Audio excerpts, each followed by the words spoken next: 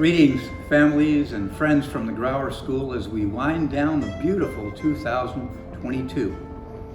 At this time, I've been reflecting back to exactly 50 years ago this coming season, when I, in college and for no conscious reason, began traveling twice a week to an urban school in Syracuse, New York, to serve as a teacher's aide for struggling and underserved kids. Aside from a few stints as a lobsterman and a companion for a quadriplegic boy, I've spent all of the subsequent 50 years in the company of teens, and I'm still standing and surfing. My students have provided infinite inspiration for me, and I thank you all. Winter in Encinitas is not much like Syracuse or the Alps. It's a mix of driving to the coast on the misty mornings, seeing the flag blowing offshore on sunny coastal afternoons, and more ducks than you can count bobbing on our neighborhood lagoon before heading further south. In a good way, we feel more a part of the weather these days. A few kids always show up in a t-shirt or shorts, and Simone has the morning fire in Meyer Hall ready for them. By midday, all the warm jackets are strewn all over the campus anyway. And these days, around the solstice, I'm drowsy by around 3 o'clock. We're all organizing and shuffling files, reading piles of final exams, closing out another term of friendship and connection and hard work.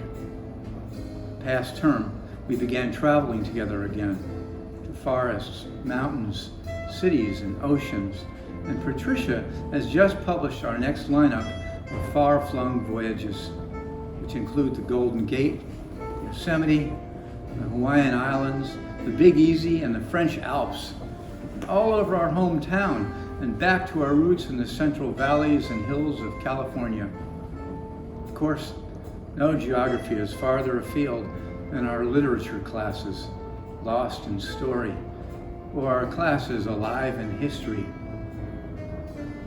Like parents, teens continue to provide us with perspectives and connection that turn these years into an unbelievable ride.